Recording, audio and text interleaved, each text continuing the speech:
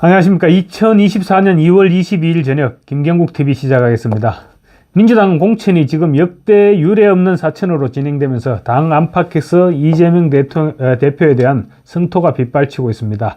그렇지만 이 대표는 개가 짖어도 기차는 간다는 식의 태도를 보이고 있습니다. 소속 의원들은 물론이고 심지어 당의 원로인 전직 대통령, 국회의장, 국무총리, 고문들이 총출동해서 이 대표의 사천에 대한 문제점을 지적해도 굴하지 않겠다, 이런 태세입니다. 이재명 대표 사당화를 위해 갈 때까지 가보겠다, 이런 심산인 것 같습니다. 당 원로들의 경고에 대한 이 대표의 반응과 또 그에 따른 향후 전개 방향 등은 조금 이따가 말씀드리기로 하고, 우선 이재명 대표의 사천 가운데서도 지금까지 총선 역사상 단 한 번도 없었던 특이한 현상을 소개해 드릴까 합니다. 아시다시피 이재명 대표는 범죄 피고인입니다. 선거법과 위정교사 혐의, 그리고 대장동, 백현동, 위례신도시 개발 의혹, 그리고 성남FC 후원금 의혹, 이런 재판 중인 사건만 해도 3건이고, 그리고 대북 불법 송금 의혹, 경기도 법인카드 불법 사용 등 여러 건으로 지금 검찰 수사가 진행 중이죠. 그래서 지금까지도 변호사가 꽤 많이 필요했고, 앞으로는 더 많은 변호사가 필요할 예정입니다. 조금 과하게 얘기하면 이 대표 사건만 맡아도 웬만한 로펌의 경우 수임 걱정은 하지 않아도 될 것이다, 이런 말까지도 할 수 있을 정도입니다. 이 대표는 이미 과거 재판에서 변호사비 대납 의혹으로 곤욕을 치른 바 있습니다. 그런데 이번에는 색다른 대납 의혹이 제기되고 있습니다. 국민의힘 한동훈 비대위원장은 오늘 출근길에 기자들과 만나서 지금 민주당 공천 과정에서 이 대표와 측근들의 변호인들이 공천 경쟁에서 약진하고 있다면서 특이사항을 지적했습니다. 한 위원장은 이 대표의 사천에서 변호인들이 약진하는 현상을 놓고 변호사비 대납 공천이다, 이렇게 규정했습니다. 한 위원장은 며칠 전 민주당의 공천을 대장동식 공천, 이렇게 규정했는데 민주당 권칠성 수석 부대변인이 고발하겠다, 이렇게 했죠. 그런데 아직 고발하고 있지 못하는데, 왜냐하면 고발을 하는 순간 무고죄가 되기 때문이다, 이렇게 꼬집으면서 추가로 제시한 것이 변호사비 대납 공천입니다. 한 위원장은 보통 범죄 행위를 하는 변호사들은 범죄인들의 범죄 혐의 내용을 잘 알기 마련이고, 그래서 이 대표의 변호인들은 대장동의 비밀을 다 알 것이다. 그러니까 이 대표는 변호인들이 무서울 것이다. 공천을 줘야겠다 하는 생각이 있을 것이다. 정말 어디까지 가자고 하는 건지 묻고 싶다, 이렇게 말했습니다. 한 위원장은 이런 행태는 공천으로 자신의 범죄의 변호사비를 대납하려는 것이라며 대장동식 공천을 넘어서 변호사비 대납 공천이다, 이렇게 규정했습니다. 그러면서 이런 대장동 변호사와 종북 통진당 후신들이 모여서 이 사람들이 다수화돼 입법 독재하는 국회를 한번 생각해 보시라. 정말 끔찍하다. 우리는 반드시 그것을 막아내겠다, 이렇게 의지를 다졌습니다. 생각해보면 한 위원장의 말이 틀린 말은 아닙니다. 이 대표나 정진상, 김용 등의 변호인들의 공천 신청 현황은 일단 조금 이따가 말씀드리기로 하고, 이번에 민주당의 양지를 골라가면서 공천을 신청한 이 대표와 측근들의 변호인단은 전직 고검장, 지검장, 이런 한마디로 검찰 고위직들을 지낸 호화군단들입니다. 정관예우를 받을 경우 변호사비를 제대로 계산하면 한 사람당 월 1억 원 필요하다는 것이 현직 변호사들의 주장입니다. 그래서 따라서 이 대표한테만 5명의 변호사가 지금 활동하고 있는데, 이 비용만 하더라도 매월 6억 원이 됩니다. 1년이면 60억 원이죠. 72억이죠. 이 대표의 재력으로는 절대 감당할 수 없는 금액입니다. 그럼에도 불구하고 이 대표는 계속 재판을 연기하면서 지연작전을 쓰고 있습니다.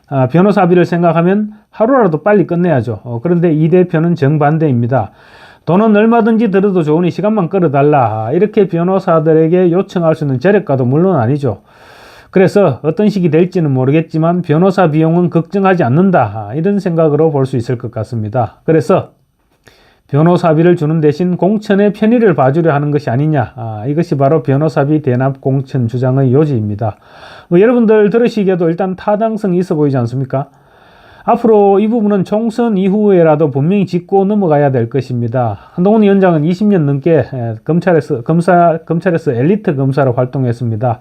따라서 뭔가 감이 잡히니까 변호사비 대납 문제를 지적하지 않았을까, 이런 생각도 해봅니다.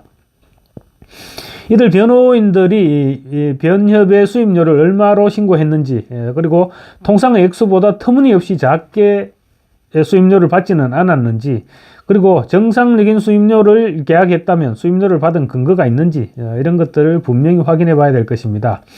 만약에 공천과 관련이 있다면 뇌물로 볼 여지가 다분하다는 것이 법률가들의 설명입니다. 검찰이 문재인 전 대통령의 경우 사위, 지금은 이혼했으니까 전 사위죠. 사위 특혜 취업 문제를 수사 중인데 관련 사무실 등을 압수수색할 때 범죄 혐의가 뇌물죄였다고 합니다. 어쩌면 총선 이후 이 대표의 범죄 혐의가 또 하나 늘어날지도 모르겠습니다.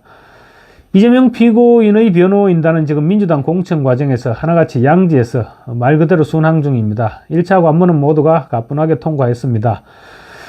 성남FC 불법 후원금 사건으로 수원지검 성남지청에서 조사를 받을 때 유일한 변호인으로 입회했던 박균택 전 광주고검장, 지금 광주 광산갑 지역에서 이용빈 현역 의원과 1대1 경선이 진행 중입니다. 이재명 대표의 대장동 사건 등의 변호를 맡은 조상호 변호사는 서울 금천에서 최기상 의원과 역시 1대1 경선이 진행됩니다.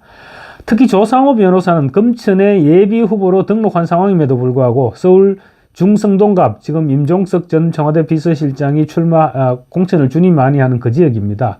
서울 중성동갑에 후보 적합도 조사를 실시해서 중성동갑 전략 공천 가능성이 제기됐습니다. 그런데 당 안팎에서 계속 논란이 이니까 원래 출마지로 돌아갔습니다. 그런데 원래 출마지인 서울 금천에서는 조 변호사를 포함해 총 7명의 예비 후보가 있었습니다. 그런데 당에서 모두 정리하고 조 변호사와 현역 의원 간의 1대1 구도를 만들어준 것입니다. 조상호 변호사가 누구냐 하면 여러분 기억하실지 모르겠습니다만 천안함과 관련해서 최원일 함장에게 생떼 같은 부하들을 수장시켰다, 이렇게 말해서 물의를 빚었던 바로 그 장본인입니다. 조상호 변호사와 함께 이 대표의 대장동 사건을 변호해온 이건태 법률특보는 민주당 김상희 의원 지역구인 경기 부천병에서 지금 공천을 경쟁하고 있습니다. 또 양보남 전 부산고검장은 개혁신당 양향자 의원의 지역구죠. 광주 서구을의 예비후보로 등록했습니다. 당 법률위원장을 맡고 있는데 이 대표의 측근인 정진상 전 정무조정실장의 재판도 맡고 있습니다. 정진상 실장을 맡고 있는 또 다른 변호사인 김동아 변호사가 공천을 신청한 경기 평택갑에서는 현역 의원인 홍기원 의원을 제외시킨 여론조사가 실시됐습니다. 김용전 민주연구원 부원장 변호인인 김기표 변호사, 이 사람은 비명계 중진인 서른 의원의 지역구인 경기 부천을 출마를 선언했습니다. 지난 대선에서 이 대표의 법률특보를 지낸 임윤태 변호사, 경기도 남양주갑에서 최민희 전 의원과 공천을 두고 경쟁하고 있습니다. 특히 임혁백 공관위원장은 조상호, 임윤태 이 두 변호사의 지역이 경선 대상제로 선정됐다, 이렇게 발표하면서 빅매치라고 분위기를 띄웠습니다. 현역 의원과 아니면 전직 의원과 그리고 일반인들에게는 무명에 불과한 변호사와의 경선을 빅매치라고 발표한 것은 뭔가 두 사람을 띄워주는 동시에 또 이 두 사람이 이 대표의 측근이다, 이런 점을 암시하는 것으로 읽힐 가능성도 있습니다. 민주당 경선에서 50%를 차지하는 권리당원들에게 주는 일종의 사인일 수도 있다는 것이죠. 이처럼 이 대표의 측근들이 공천에서 약진하면서 당 안팎에서 우려의 목소리가 높아지고 있습니다. 어제 김부겸 정세균 전 국무총리, 그리고 민주당 출신의 문희상, 임채정, 김원기 전 국회의장, 이런 당 원로들이 이 대표에게 잘못된 공천에 대해서 원상회복을 촉구하면서 수용하지 않으면 우리 선거대책위에 불참하겠다, 이런 통보를 했습니다. 그렇지만 이 대표 들은 척도 하지 않고 있습니다. 뿐만 아니라 오늘은 동교동계 좌장인 권노갑 상임고문을 비롯한 민주당 원로들도 입장문을 내고 어떤 결말을 보고 싶었냐, 이런 경고와 함께 잘못된 공천을 바로잡을 것을 촉구했습니다. 이 대표 역시 대꾸도 하지 않고 있습니다. 이 대표는 오히려 이렇게 얘기했습니다. 툭하면 사퇴해라, 이런 소리를 하는 분들이 계시는 모양인데 그런 식으로 사퇴하면 1년 내내 365일 대표가 바뀌어야 할 것이다, 이렇게 일축했습니다. 이 대표는 또 비명학살 공천 논란에 대해서도 민주당은 시스템에 따라서 합리적 기준으로 경쟁력 있는 후보를 골라내고 있는 중이다. 황골탈퇴 과정에서 생기는 진통이라고 생각해 주기 바란다 라고 말해 개의치 않겠다, 이런 태도를 보이고 있습니다. 정세균, 김부겸 전 총리 등 민주당 원로들이 일제히 불공정 공천을 경고하고 나선 데 대해서도 당에 대한 애정의 발로인 것이고 당이 잘 되기를 그리고 총선에서 승리하기를 바라는 마음에서 하신 충언으로 알고 있다. 이러면서 공관위에서 국민들 그리고 원로들이 걱정하지 않으시도록 해줄 것이다. 이런 말로 사실상 묵살했습니다.